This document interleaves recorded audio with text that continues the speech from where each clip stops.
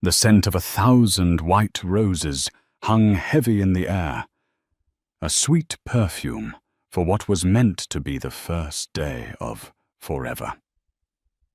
For Ava Montgomery, this was it, the culmination of a lifetime of dreams, standing on the precipice of becoming Mrs. Nathaniel Harrison. The 7-carat diamond on her finger was cold against her skin, a stark contrast to the warmth flooding her heart. The guests were seated. The string quartet was poised, and the man she loved more than life itself was waiting. All she had to do was walk down the aisle. But a closed door, a muffled voice, and a single whispered name were about to turn her fairy tale into a battlefield. The bridal suite at the Serenity Vineyards was a study in controlled opulent chaos. Sunlight, thick and golden, as the local Chardonnay streamed through the floor-to-ceiling French doors, illuminating dust motes dancing in the air like tiny celebratory sprites. Ava Montgomery stood before a gilded full-length mirror, a vision in ivory silk and hand-crafted lace. The dress, a bespoke creation she'd flown to Paris for, clung to her frame as if spun from moonlight and promises. Its train cascaded behind her, a magnificent waterfall of fabric that pooled on the antique Persian rug. Every detail was perfect, meticulously curated over 18 months of obsessive planning. The calla lilies in the crystal vases were the exact shade of cream she'd specified. The bridesmaids' dresses, a soft dove grey, were hanging in a neat row waiting for their occupants. A bottle of vintage champagne sat chilling in a silver bucket, its cork still caged a silent metaphor for the breathless anticipation that filled the room. This wasn't just a wedding. It was a production, the merger of two powerful families, the Montgomerys and the Harrisons, orchestrated to perfection. But for Ava it was simpler and infinitely more profound. It was the day she was marrying Nate. She lifted a hand, her fingers trembling slightly to touch the delicate veil pinned into her intricate updo. Her reflection stared back, a woman she almost didn't recognize. The usual determined set of her jaw was softened. Her sharp blue eyes, usually focused and analytical from years in corporate strategy, were wide and glistening with unshed tears of joy. She was happy. Terrifyingly, deliriously happy. "Stop fidgeting or you'll smudge your mascara, and I am not doing that winged liner again." A voice both fond and firm cut through her reverie. Ava smiled, her eyes meeting Olivia Chen's in the mirror. Liv, her maid of honor and best friend since their freshman year at Stanford, stood behind her, a fortress of calm in a sea of pre-wedding jitters. While Ava was the dreamer, Liv was the pragmatist, the one who read the fine print on every contract and every man Ava ever dated. "I can't help it," Ava breathed, her voice barely a whisper. "Is this real? Am I really about to marry Nathaniel Harrison?" Well, unless he's done a runner in the last 5 minutes. All signs point to yes, Liv said, her lips quirking into a wry smile as she adjusted a stray piece of lace on Ava's shoulder. "Though I still maintain that calling him Nathaniel sounds like you're about to scold him, not marry him."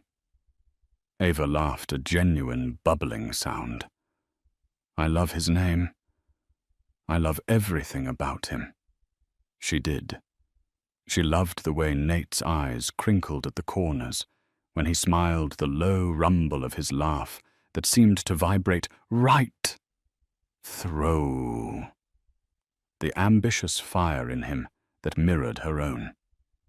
He understood her in a way no one else ever had. He saw past Ava Montgomery, the heiress to the Montgomery media empire, and saw just Ava.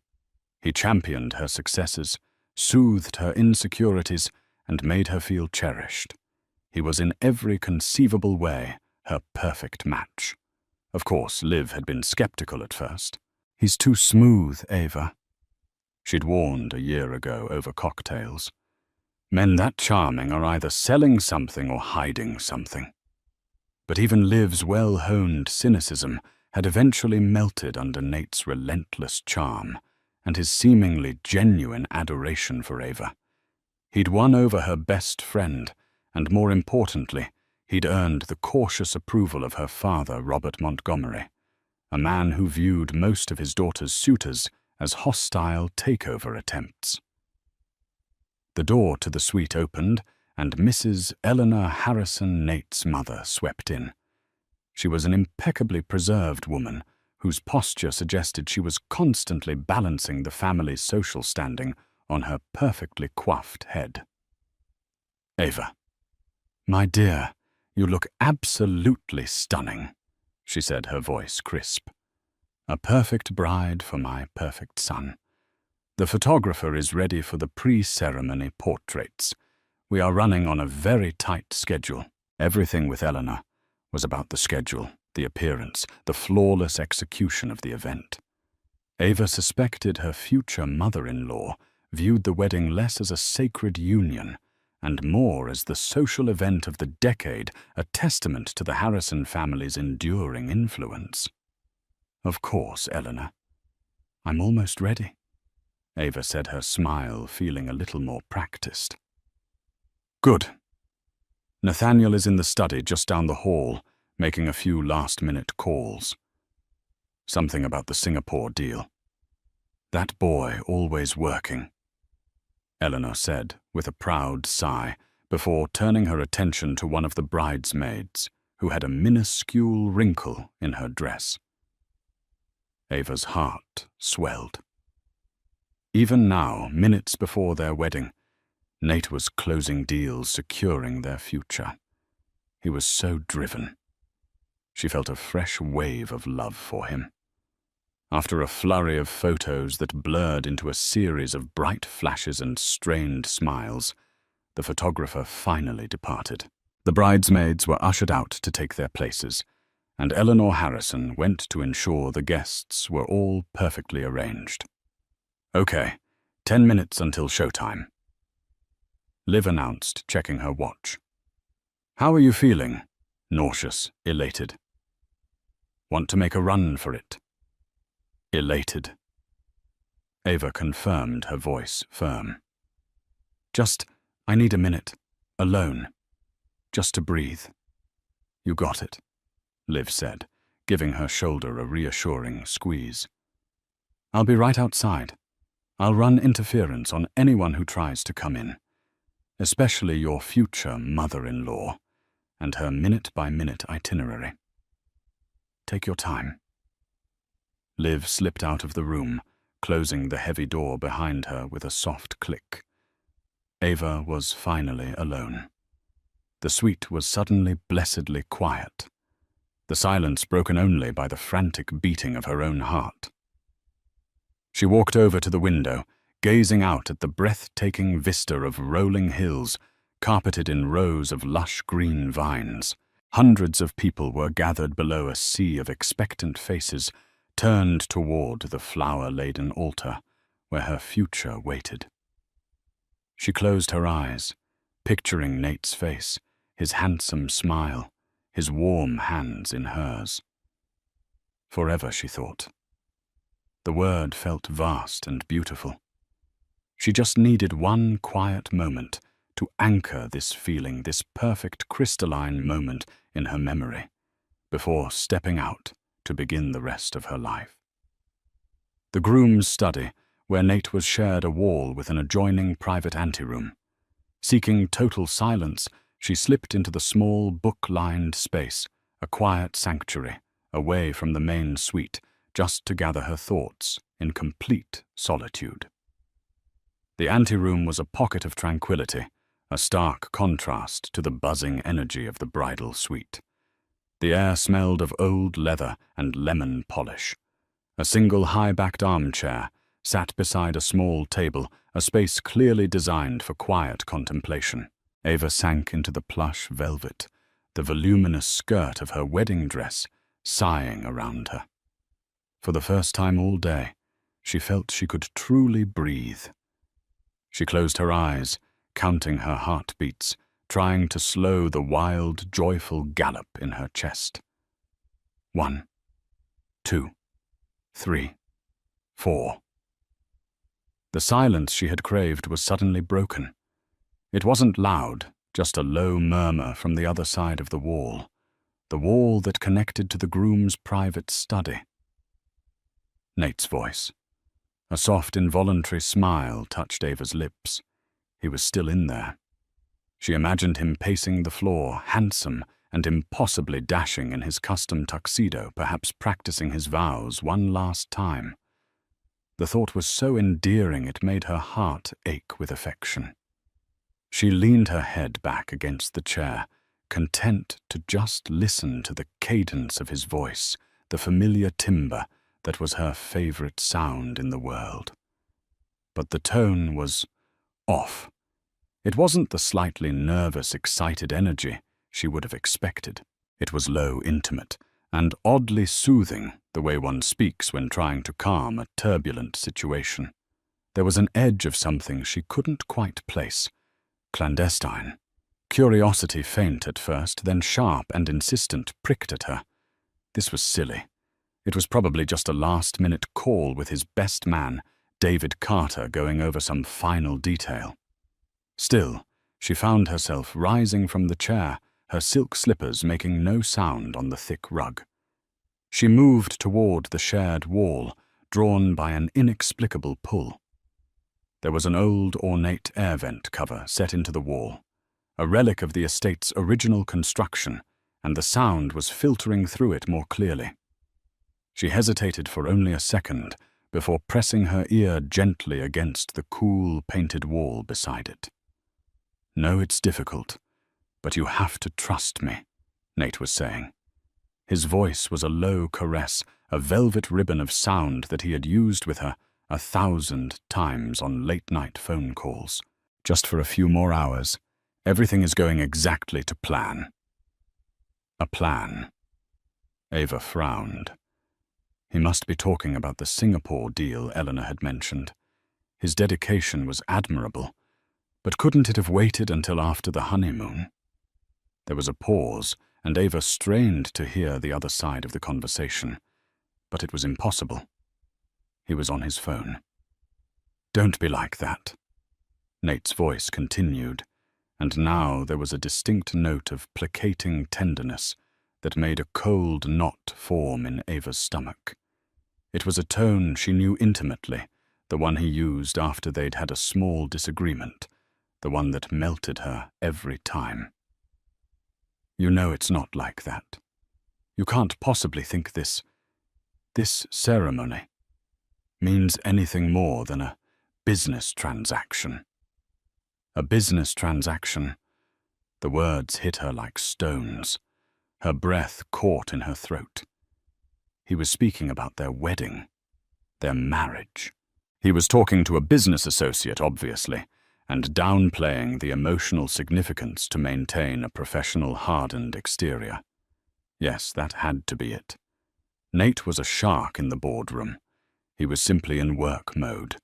She was being ridiculous, a paranoid bride, letting her nerves get the best of her. But then he spoke again, and the next 2 words he uttered shattered her carefully constructed reality into 1,000,000 irreparable pieces. "Listen to me, Sophia." Sophia. The name was alien. It wasn't his mother, his sister, his assistant. Ava mentally scrolled through every business associate, every acquaintance, every distant cousin she had ever heard him mention. The name Sophia Russo was vaguely familiar.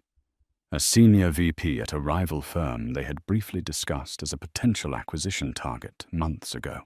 Why was he talking to a competitor, a woman he barely knew, with such intimacy? Minutes before their wedding, "Sophia, my love, you're the one," Nate murmured, his voice dropping even lower, thick with an emotion that was unmistakably real. This whole thing with Ava, it's a means to an end. It's the key that unlocks everything for us. You know that. We've been over this. Ava felt the blood drain from her face. The room, once a peaceful sanctuary, began to tilt violently, the bookshelves seeming to warp and bend.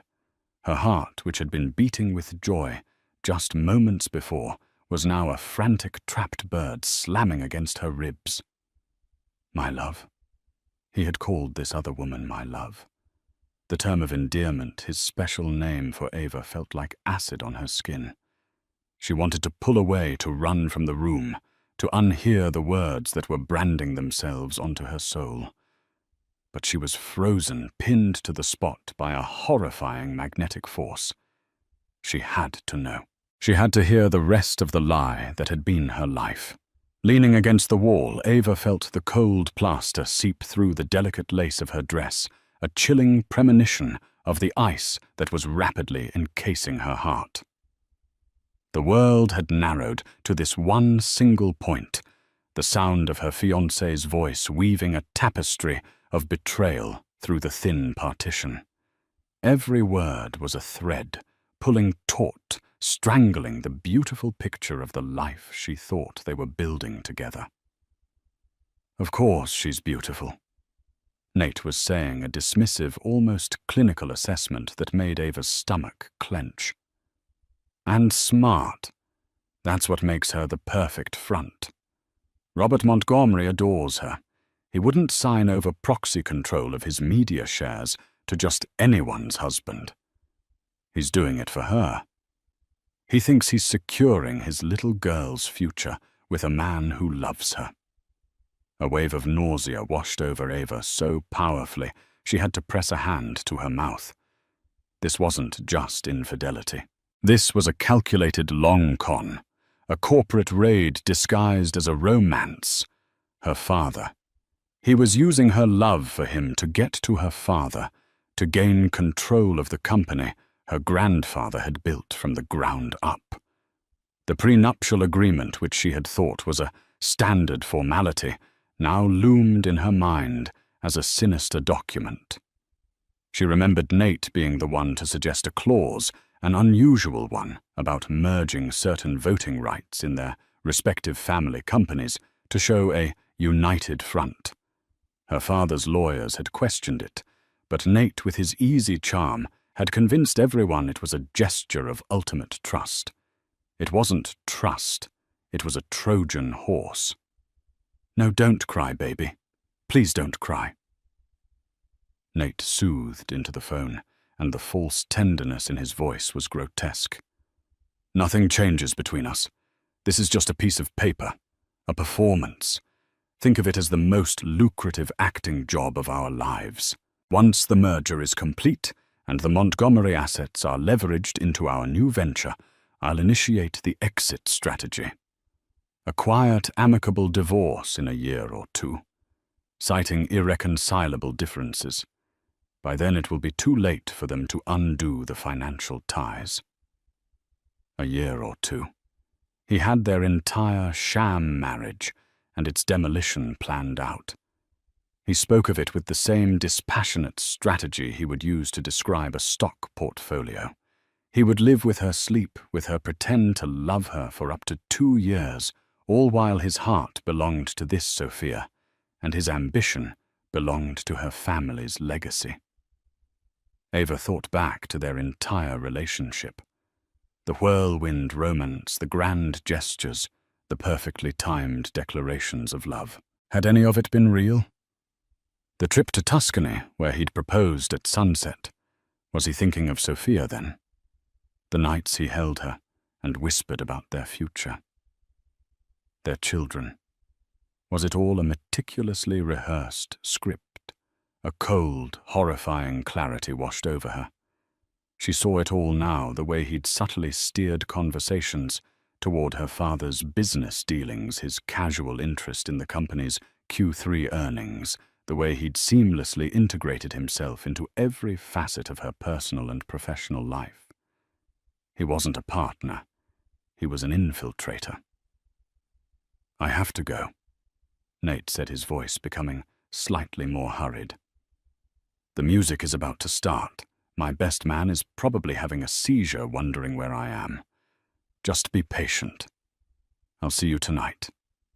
A choked, strangled sound escaped Ava's lips. Tonight, he was going to leave his own wedding reception to meet his mistress. The sheer audacity of it was breathtaking. "Yes, tonight," Nate confirmed, as if answering her silent, horrified scream. "Our usual place. Around midnight. I'll tell Ava I have to take a conference call with the Tokyo office. She'll buy it. She buys everything." The final sentence was the killing blow.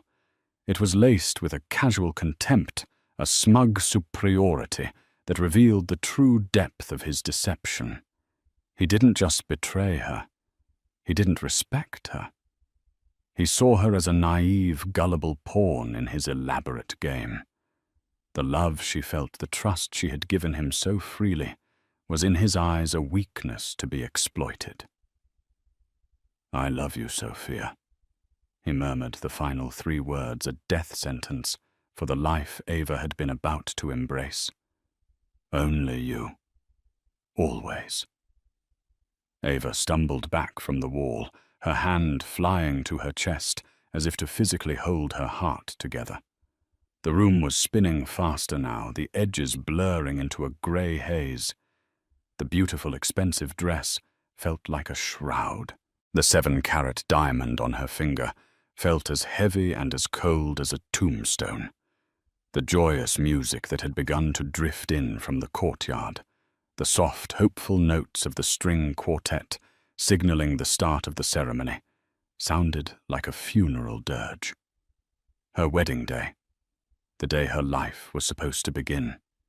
It was instead the day she learned it had all been a lie. For a long, silent moment, Ava could do nothing but stand in the center of the anteroom, her body rigid with shock. The air she drew into her lungs felt thin and useless, offering no oxygen to her suffocating brain.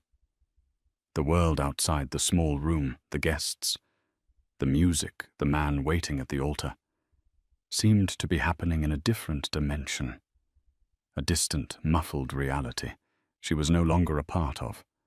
Her own reality had collapsed inward, leaving nothing but the ringing echo of Nate's words.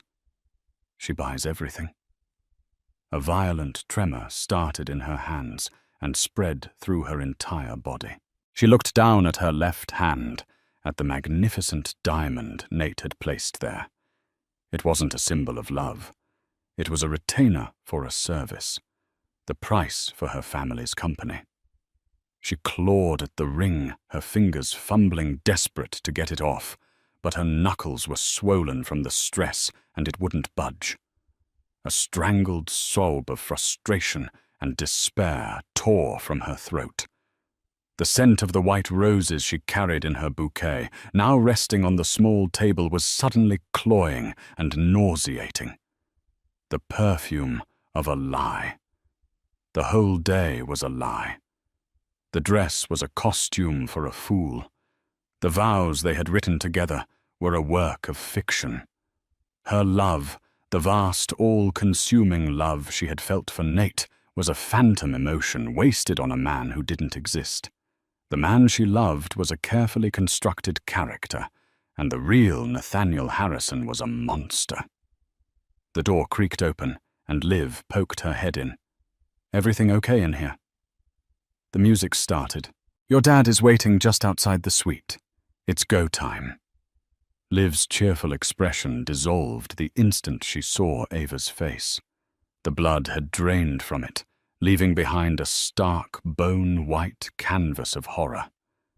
Ava's eyes were wide and vacant, her makeup a perfect tragic mask that couldn't conceal the utter devastation beneath. "Ava, what is it? What's wrong?" Liv asked, rushing to her side and grabbing her arms. Ava's whole body was trembling. "My God, you look like you've seen a ghost." "Worse," Ava whispered, her voice a dry, rasping sound that was barely human. I heard one. She couldn't form a coherent sentence. The words were log-jammed behind the lump of grief in her throat. She could only point a shaking finger toward the wall that separated her from the man who had just annihilated her world. "Nate," she choked out. "He was on the phone. In the study." Liv's eyes narrowed, her protective instincts flaring. What about him? Is he calling it off? That cowardly son of a... No! Ava cut her off, a single hysterical laugh escaping her lips. It was a terrible sound, sharp and broken. He's not calling it off. It's a performance. The most lucrative acting job of our lives. Piece by agonizing piece in halting, fractured sentences, Ava relayed the conversation she had overheard. She repeated the name Sophia. She detailed the cold corporate language he used to describe their marriage. She explained the plot against her father, the leveraging of the Montgomery assets, the planned exit strategy of a divorce in 2 years. With every word she spoke, the reality became more solid, more undeniable. Saying it out loud made it real. Liv listened, her face transforming from confusion to disbelief, and finally to a cold, concentrated fury that was terrifying to behold. The blood drained from her face, mirroring Ava's, but her eyes burned with a righteous fire. All her initial doubts, all the subtle red flags she had brushed aside for Ava's sake, came roaring back. "I knew it," Liv hissed, her voice low and venomous. "I knew there was something off about him. The way he looked at your father's portfolio, the questions he asked. I told myself I was being paranoid." She squeezed Ava's arms, her grip grounding. "That manipulative, parasitic snake. I will kill him. I will walk out there and end him right now." "It's too late," Ava murmured, her gaze distant. "The ceremony is starting. Everyone is waiting." The sheer momentum of the day felt unstoppable, a freight train heading for a cliff. "Then we stop it," Liv insisted, her voice rising with urgency. "We walk out there right now and tell your dad. We call the whole thing off. Humiliate him in front of all those people. Let him explain this to Eleanor and her perfect schedule." The thought of walking away, of running and hiding, was tempting. She could dissolve into a puddle of tears. Let Liv handle it, and wake up tomorrow to deal with the fallout.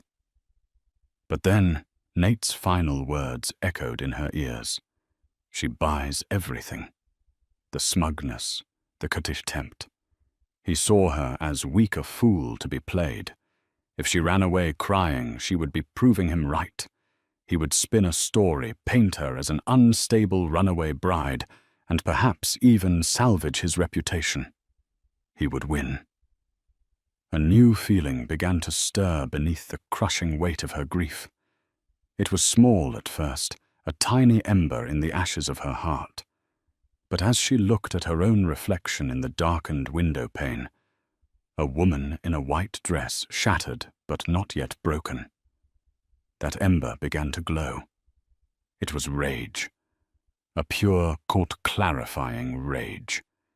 He was not going to win. He was not going to destroy her family and walk away unscathed. She would not be the victim in his story. She would be the reckoning. "No," Ava said, her voice suddenly steady, infused with a chilling calm. "We're not stopping it. I'm not running." She straightened her shoulders, lifting her chin. Her eyes, when she met Liv's in the mirror, were no longer vacant. They were blazing. "I'm walking down that aisle." Liv stared at her, utterly bewildered. "What Ava know? Are you crazy? You can't marry him. You can't stand up there and say vows to that monster." "I'm not going to marry him," Ava said, her voice as sharp and cold as breaking ice. I'm going to expose him. The shock that had paralyzed her moments ago had receded, replaced by a preternatural clarity. The grief was still there, a massive, gaping wound in her chest, but her mind was now working with the ruthless efficiency of the top-tier strategist she was. Nate had mistaken her love for foolishness. He had mistaken her trust for blindness. He was about to find out how devastatingly wrong he was. He wants a performance. Ava's lips twisted into a bitter, mirthless smile. I'll give him the performance of a lifetime, in front of our 500 closest friends, family and business associates, in front of my father, in front of his mother. Understanding dawned on Liv's face, followed by a slow, wolfish grin. Oh, you magnificent woman. What's the plan? I need proof, Ava said, her mind racing. It can't just be my word against his. He'll deny everything. He'll call me hysterical, say I have pre-wedding jitters. His mother will back him up. I need something concrete. His phone, Liv said instantly. He was just on it. It has to be in the study. David Carter is in there with him, Ava countered. We can't just walk in. Then I'll create a diversion, Liv said, already moving toward the door. I'll tell David that Eleanor is having a meltdown about the floral arrangements at the main entrance and needs his immediate assistance. She's always having a meltdown about something he won't question it. That should give me a minute, maybe 2. What are you looking for? Call logs, text messages with this Sophia. Anything. Liv's eyes darted around the room, a plan forming. Nate is arrogant. He probably thinks he's untouchable. He might not have even deleted it yet. It's too risky, Liv. If you get caught, the only risk is letting him get away with this. Liv cut in her expression fierce. While I do that, you need to do something for me. Get your father, now. Ava nodded, her resolve hardening. The music is getting louder. We don't have much time. Go. Use the connecting door from the main suite to the hallway. No one will see you. Tell your father there's an emergency with the dress, anything. Just get him to this room, and don't let him leave. I'll meet you back here. With a final determined look, Liv slipped out of the anteroom. Ava took one last deep breath, composing her face into a mask of placid concern. She walked back into the bridal suite, which was now empty, and opened the main door to the grand hallway. Her father, Robert Montgomery, stood there looking regal and proud in his tuxedo, his silver hair perfectly coiffed. His warm smile was the kindest thing she had ever seen, and the sight of it so full of love and pride for her almost broke her. There you are, my darling, he said, holding out his arm. Ready to take the longest, most important walk of your life. Almost, Dad, Ava said, forcing her voice to remain even. There's a small tear in the lace on the back of my dress. Liv is trying to find a pin. Could you come into the anteroom for a second? I don't want anyone else to see. Robert's smile faltered slightly, replaced by concern. Of course, sweetheart. Anything you need. She led him past the empty bridal suite and into the small, quiet anteroom where her world had ended just minutes before. She closed the door firmly behind them. Ava, what is this? Her father asked, his brow furrowed as he looked around the small room. Where's the tear? Ava turned to face him, letting the mask of composure fall away. Her father saw the raw anguish in her eyes, and his entire demeanor changed. The celebratory father vanished, replaced by the shrewd, protective CEO who could spot a threat a mile away. The wedding is off, Ava stated, her voice shaking but clear. What? What happened? Did he do something to you? Robert's hands were already balling into fists, concisely and with a chilling lack of emotion that scared even herself. She told him everything. She left out the heartbreak, the personal betrayal, and focused on the facts that he, as a businessman, would immediately grasp. Nate is marrying me to gain proxy control of your shares. It's a corporate takeover plot, orchestrated with a woman named Sophia Russo. He plans to leverage our assets, merge them into a new company, and then divorce me in under 2 years. Robert Montgomery went pale. He sank into the armchair Ava had occupied earlier, looking as though he'd been physically struck. For a moment he was silent, processing the sheer scale of the deception. It wasn't just his daughter's heart. It was his life's work, his family's legacy that had been targeted.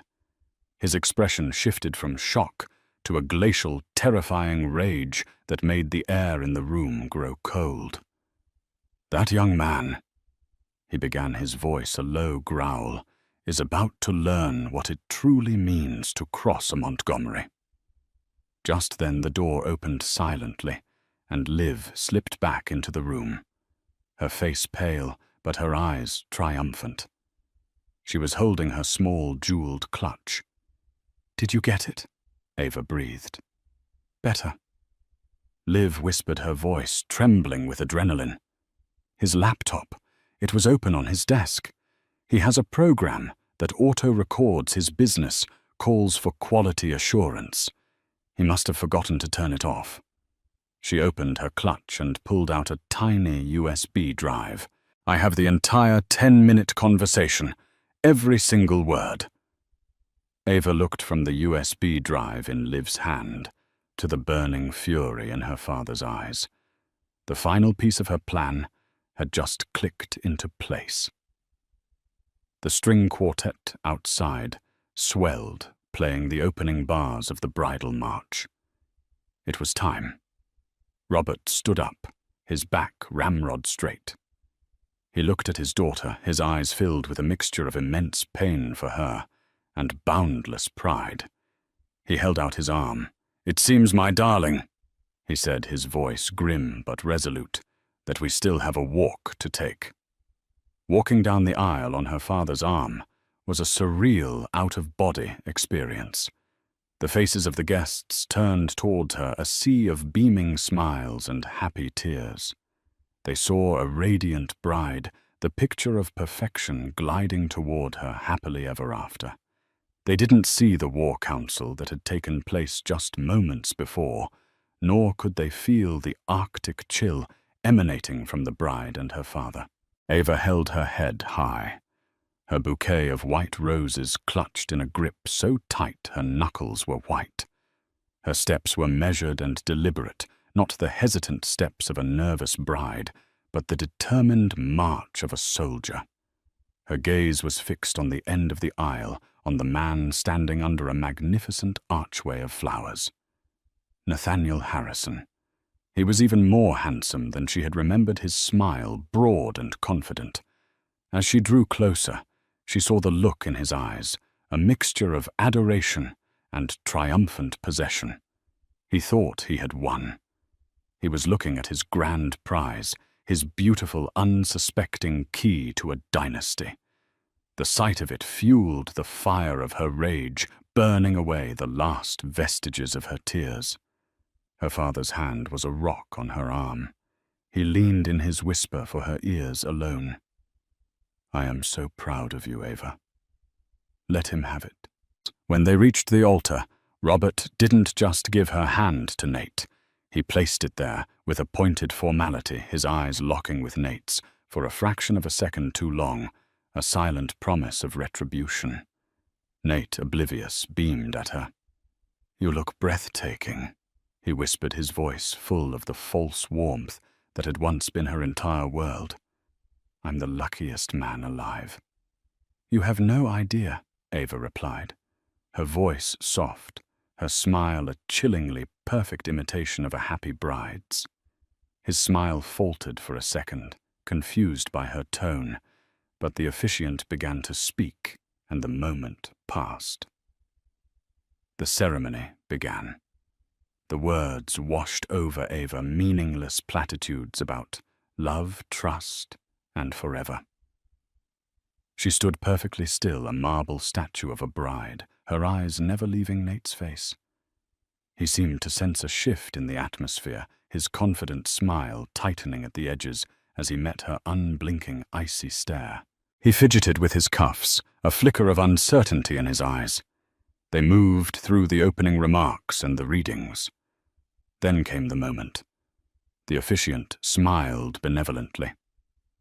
Before these two are joined in matrimony, if there is anyone present who has just cause to believe they should not be wed, let them speak now or forever hold their peace.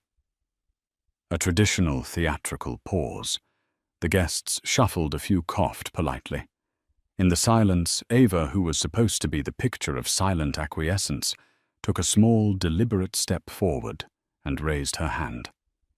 A collective gasp rippled through the crowd. It started as a murmur and grew into a wave of shocked whispers. Nate's face froze, the blood draining from it, his mask of the charming groom cracking into a million pieces. His mother, Eleanor, in the front row, looked as if she had been slapped.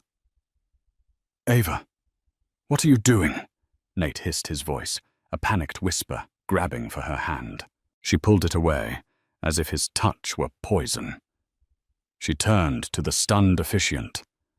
"I believe I have just cause," she said, her voice ringing out, clear and steady, amplified by the small microphone clipped to his lapel. The technicians, assuming a planned modern twist to the ceremony, had turned it on. Every person in the vineyard could hear her perfectly. She turned her body slightly, addressing not just Nate, but the entire assembly.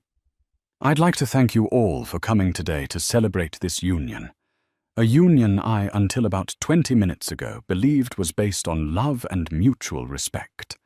However, I've just been made privy to some new information that has rather altered the terms of the agreement."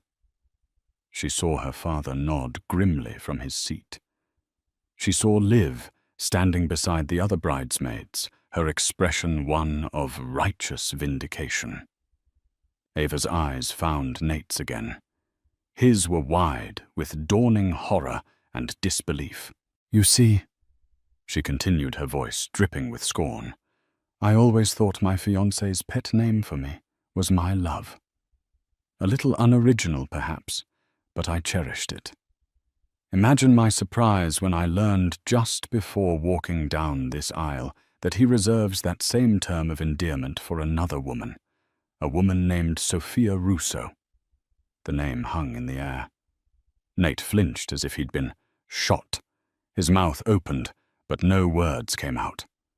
"But simple infidelity I might have been able to forgive," Ava went on, her voice rising in power. "What I find a little harder to overlook is the reason for this wedding. Nate called it a business transaction, a means to an end, the most lucrative acting job of our lives. His words, not mine." She took a step closer to him, her voice dropping to a conspiratorial whisper that the microphone carried to every corner of the stunned audience. The plan was quite brilliant, really. Marry the loving, trusting daughter to gain proxy control of her father's company.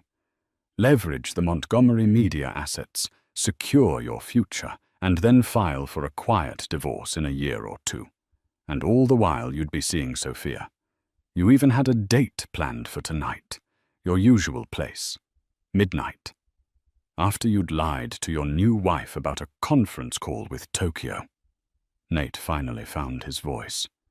"She's hysterical," he stammered, looking wildly at the crowd, then at his mother. She's got pre-wedding jitters. She's not well." Eleanor Harrison started to rise from her seat, her face a mask of fury and humiliation, ready to defend her son and salvage the situation. But before she could speak, Liv stepped forward from the bridal party line. She held up her phone, which was connected to a small portable speaker on the officiant's lectern. "Is this your voice, Nate?" Liv asked, her tone deadly. She pressed play, and into the stunned silence of the Napa Valley afternoon, Nate's own voice filled the air, smooth and conspiratorial. "This whole thing with Ava, it's a means to an end. It's the key that unlocks everything for us. I love you, Sophia. Only you. Always." The recording ended. The silence that followed was absolute and damning. The silence was shattered by a cacophony of gasps, angry murmurs, and the frantic clicking of phones as guests began to realize they were witnessing the most scandalous event of the decade. Nate stood frozen at the altar, his face a ghastly shade of pale, exposed, and utterly defeated. The recording of his own voice, his own intimate betrayal, was undeniable proof. The charm, the confidence, the carefully constructed facade had been stripped away, leaving behind a common, pathetic cheat.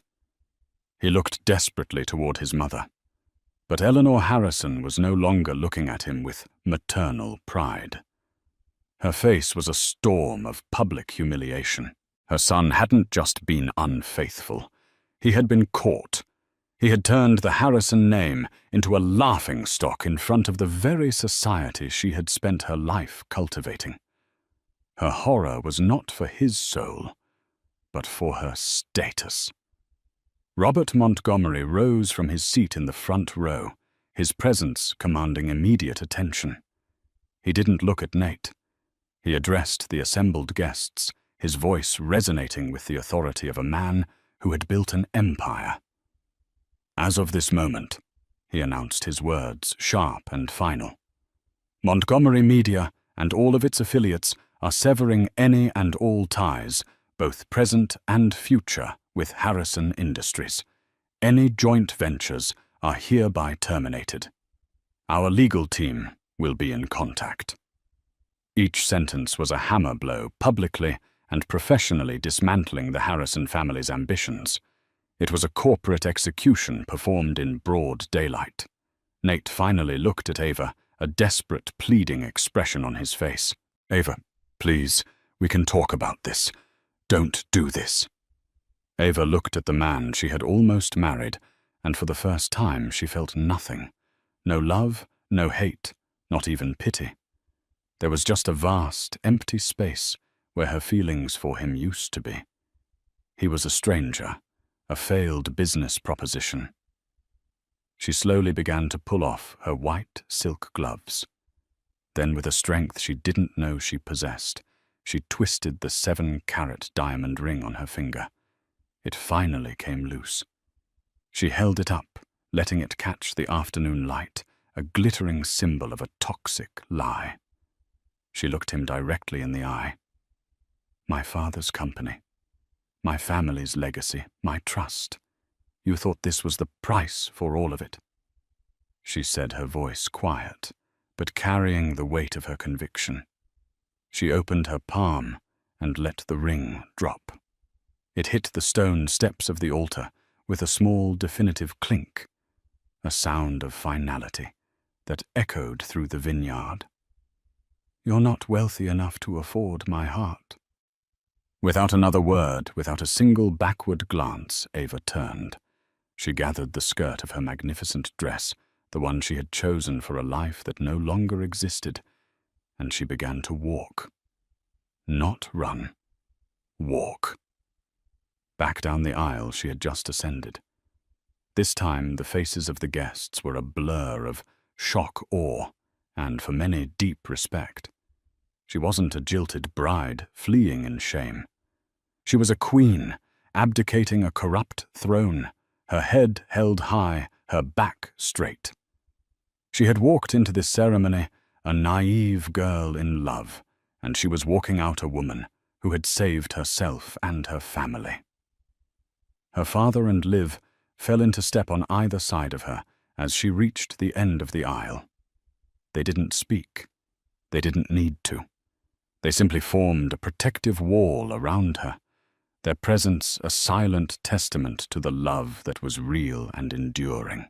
As she stepped out from under the shade of the wedding canopy and into the bright, unfiltered sunlight, Ava took her first deep breath of clean air. The scent of roses no longer seemed cloying. It was just the smell of a beautiful day, the first day of her new unwritten future. The path ahead was uncertain, and the wound of betrayal was deep, but for the first time in a very long time, she was free. The wedding was over. Her life was just beginning. The walk away from the altar was the longest and shortest of Ava's life. Each step was a deliberate severing of a tie to the past. The cacophony behind them, the shocked shouts, the panicked voice of Eleanor Harrison, trying to assert control, its pathetic, fading cries of her name, melded into a meaningless roar, the sound of a distant, collapsing city that was no longer her problem. She didn't look back. To look back would be to acknowledge the ruins, and right now all she could do was focus on putting one foot in front of the other. Robert Montgomery guided them with a firm hand on her back, his other arm protectively around Liv, steering them away from the main courtyard and toward the private villa reserved for the family on the far side of the estate. Their footsteps crunched on the gravel path, a stark, rhythmic sound against the chaos they were leaving in their wake. A few of the estate's security staff, alerted by Robert, with a single sharp gesture materialized around them, forming a silent, unbreachable perimeter. They were a small, tight unit, moving through a war zone of their own making. The moment the heavy oak door of the villa clicked shut behind them, the world went silent. The soundproofed walls blocked out the pandemonium, leaving only the sound of their own ragged breathing. For a second, the three of them just stood there in the opulent foyer, the adrenaline of the confrontation draining away, leaving a hollow, buzzing vacuum in its place. And then Ava's body remembered the pain her mind had been holding at bay. A tremor started in her knees, traveling up her body until her teeth were chattering. The magnificent wedding dress, which had felt like armor just moments ago, now felt like a leaden cage. The corset, once a symbol of bridal elegance, was a vice squeezing the air from her lungs. She looked down at her hands, no longer clutching the bouquet, and saw them shaking uncontrollably. The strength that had carried her down the aisle, the cold fury that had fueled her speech, evaporated. All that was left was the girl who had been utterly devastatingly betrayed. I can't breathe," she whispered, her hands clawing at the intricate pearl buttons running down her back. Liv was on her in an instant. Okay, we're getting it off. Dad, give us a minute." Robert, who had already pulled out his phone, his face set like granite, gave a single pained nod and retreated to the far end of the living room, his back to them. He began speaking in low, lethal tones, his voice a weapon being deployed against the Harrison family. "Get our legal team on a conference call. Now! I want a full injunction against Harrison Industries by morning, and get me our head of PR. No, I don't care that it's a Saturday." Liv's fingers, nimble and sure, worked at the impossible buttons. "Just breathe, Ava. In and out. That's it. We're almost there." One by one, the buttons came undone, and with each release, a wave of despair washed over Ava. It was as if the dress had been holding her together and now she was coming apart at the seams. As Liv finally pulled the heavy silk and lace from her shoulders, letting it pool in a heap on the floor like a fallen cloud, Ava's legs gave out. She collapsed onto a velvet settee, a raw, guttural sob tearing from her throat. It wasn't a cry of anger. It was a sound of profound loss. She wasn't just crying for Nate the liar and the cheat. She was crying for the man she thought he was. She wept for the happy memories, now tainted and grotesque in their falsehood. She wept for the future she had so meticulously planned, the home they were going to build the children she had imagined with his smile. She was mourning a death, the death of a dream, and the death of the woman she had been when she woke up that morning so full of hope and love. Liv knelt before her, gathering her into her arms. She didn't offer platitudes or empty reassurances. She just held her, letting Ava soak the shoulder of her dove-grey bridesmaid dress, with tears providing a steady, silent anchor in the storm of her grief. After what felt like an eternity, the sobs subsided into shuddering breaths. Ava pulled back, her face blotchy, her eyes raw. "He never loved me," she whispered, the simple, devastating truth of it hanging in the air. "None of it was real." "The love you felt was real, Ava," Liv said fiercely, her hands framing Ava's face. "Your heart, your trust, your hope that was all genuine. He was the fake. He was the empty one. Don't you ever let him poison what is good and true inside of you." From across the room, Robert ended his call. He walked over, his expression softened with a father's pain. He knelt beside Liv, taking Ava's trembling hand in his own. "Security is escorting the Harrisons off the property. The guests are being informed of a sudden family emergency. Our team is handling the media. You don't have to worry about any of it." He squeezed her hand. "You were magnificent, Ava. You were a warrior."